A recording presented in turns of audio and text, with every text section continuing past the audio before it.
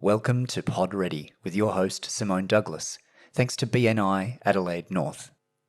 In this episode, we talk to Karen Anderson from Consider It Done Australia and BNI Business Plus.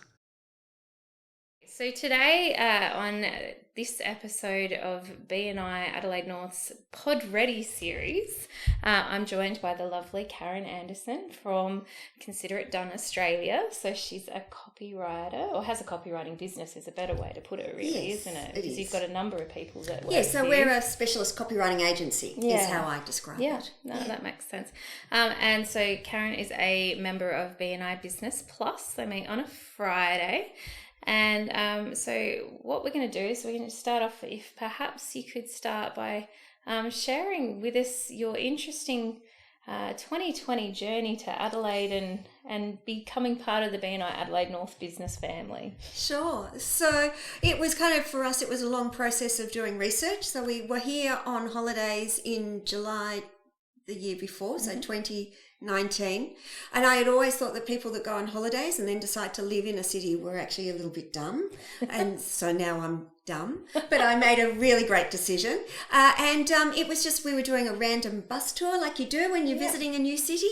And I'm looking around at everything. And after the tour, I Googled prices of houses, and coming from Sydney, we could actually afford to live in the city, which we had always wanted to do, and be surrounded by the beautiful historic architecture.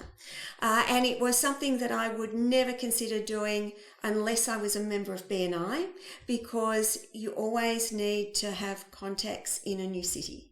And so I knew that if I joined a great BNI chapter, I will get all sorts of tradies like electricians and plumbers and all of that sort of stuff. And that was certainly true. And almost immediately, I was using people out of BNI, not necessarily my own chapter, but this region. Yeah, fantastic.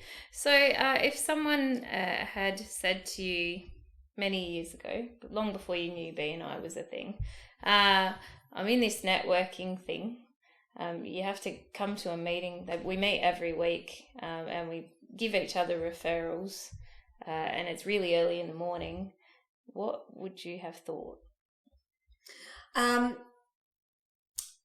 That was kind of my experience. Yeah.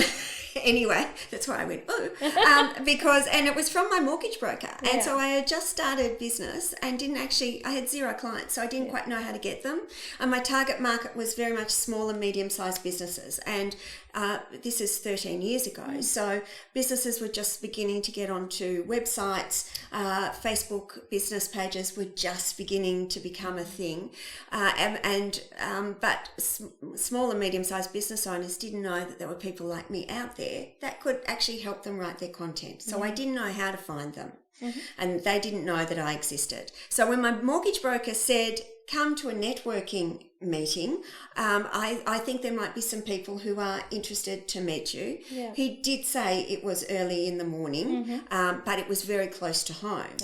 So that was the thing, and I liked the fact that it happened all before work days. Yeah, that makes sense. But he didn't tell me I'd have to stand up and talk, and so or anything about it. So when I walked in and I saw that there was a really even number of men and women, because I'm used to networking events that are predominantly male, and so they have a different dynamic, so it's really nice to see women there. And they were really friendly and inviting, and then I had to stand up and say what I did, and that's because I wasn't good at talking then. I know, I'm very good now. But so it was a little bit of all of those things. Okay. And it was kind of like, try it and see, because like, what did I have to lose? Yeah, well, that's true. And I immediately fell in love with it. And at that point, I had enough budget to build a website or to join BNI. I couldn't do both. Wow. And I thought, if I build a website, I still have to spend money getting it found. If I join BNI, if it does what it says it will do, I'll have the money to build my website. That makes sense. Yeah, so I took a gamble, because it was a big gamble, Yeah. fresh out of business. Within 6 months, I had enough money to build my website, but it took me about 12 months to get the time because I was too busy, thanks to BNI. That's gold. I love it. What is your, that's a pretty good BNI story, but what is your favourite BNI story from the time that you've been a member? Because you've been a member for a while now. Yeah, so I'm in number 11 really. I've 10 years. Yeah. So there's lots, obviously. I think one of the big things for me was watching people that were starting out in business just like me. They might have been, say, a year or two ahead of me. And just watching them develop into amazing business owners, seeing them recruit staff and expand their business and get really quite sophisticated. Yeah. And because of them, I thought, well, maybe I could too. Yeah, nice. I like that. I when I was a member of BNI Business Plus, long before I became an executive director, I was getting ready to hire my first staff member, and I was terrified, because you work so hard to get this money to pay all your bills when you're in a startup, and then paying a whole nother staff member seems like a huge decision. Yes. And I went to my BNI meeting, and the conveyancer there, Denise McKay, she said to me, "Oh, how's business?" And I'm like, "I'm so busy and I don't have enough time to do the work, and the referrals are great, but I don't know what to do. And I'm thinking about hiring someone, but I can't really afford it." She goes, "Just leap, just do it. You're never going to be ready. Just do it, and then ask the room for help and tell them exactly what you need, and we'll help you." And so I was like, okay. So then I hired the first staff member, and the very next week I stood up and delivered my referral request, and I said, okay, I've done it. My new staff member cost me $50,000 a year, and I really need to get this many referrals to pay their wages every week, in retainer clients.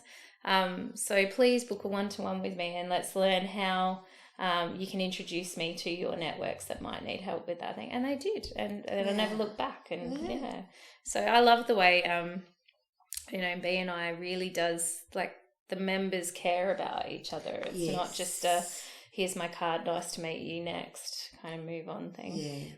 And I guess for me, that I've got two lessons about that. One was when my father died, and he's in Melbourne, so I had to pack up real quick and get down there. Yeah. And the messages that I got the whole time I was away of support and condolences was just wonderful, and the offers of help. And then the other thing is when we had the national COVID shutdowns, BNI went off for 2 weeks, so there was no meetings whatsoever until it rebirthed into a virtual thing. Yeah. And so we spent that first meeting just talking about our experiences. And in that 2 weeks, so many of my fellow members, their business had just kind of crashed and died. And just the rallying of support in all sorts of different ways, and the way that we kept everyone focused. We didn't lose a member didn't lose their business. I mean, that is just the power of it. And some of those people were in tourism, and they have still managed to keep going. Yeah, exactly. Yeah. And I think that very much sums up the attitude of, I think, BNI members, certainly in Australia wide. It was let's not leave anybody behind. Yes. Let's just do whatever we need to do, make whatever phone calls we need to make to look after each other. Yep. And same thing, it was beautiful to see, members really just gobsmacked by the fact that they'd felt completely alone, say on the Monday. They'd had their meeting on the Wednesday, and their entire thing had shifted. So no, that's really cool. So if you were meeting with someone who is starting out in the same or a similar field to you, so they're planning to create copy for websites and things like that, and you met them somewhere for coffee, and they said, I've been invited to a BNI meeting, but they hadn't attended yet, what advice would you give them? First of all, I'd ask them, why not? Seriously, why not? Yeah. It's a few bucks. Yeah. Normally you get a great breakfast. You do, and you good meet coffee. all sorts of interesting people. And one of the things that's so great about meeting different business owners from a copywriter's perspective, is that you get to learn about other industries, so that when you get a client in that industry, you already know a little bit, and then you can sound really smart. Yeah. And that's always a challenge for me. But that makes sense, because I think BNI taught me how to speak so many different industry languages. Yes. Like their everyday language, which is always a little bit different. Yeah. That you would go in, like I'd pitch into, a global fertilizer company, and I'd be talking about agriculture and things. Yep. And they'd be like, you speak normal language. And I'm like, well, it's normal to you guys. But I didn't say to them, by the way, one of my BNI members is, has 3 farms and like sits on a board for this, that, the other. But it means you close more deals, because you can meet the people where they're at instead of meeting them where you want them to be. Yeah, exactly. Yeah, exactly. for sure. So one of my favourite ways to end up with our podcast is, of course, to slightly put you on the spot. And if there was anybody that you hoped was watching this video or listening to the podcast that you really wanted to have coffee with to talk about potentially doing business together or starting a conversation about having, a business relationship of some sort, who is it that you would be hopeful you could have coffee with? That's always hard. Mm. That's my hardest thing in the meetings. After 10 years, I still can't quite get that right. Certainly, I always enjoy meeting business coaches. Yeah, okay, yep. Because one of the things they will often find is that their clients haven't quite got their marketing together. That makes sense.